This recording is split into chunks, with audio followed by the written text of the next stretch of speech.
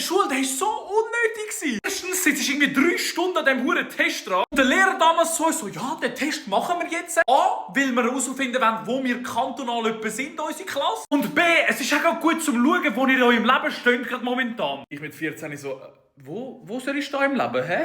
Hallo? Das Ding ist so, wie es unser Lehrer erklärt hat, habe ich richtig Panik damals gehabt. So, mein Gott, wenn ich jetzt den verkacke, den Test, dann bekomme ich niemals eine Lehrstelle, ich werde arbeitslos, ich lande auf der Straße, keine Ahnung was. Wisst ihr, wie viele Lehrstellen das gejuckt haben, was ich kann im Stellenwerktest? 0.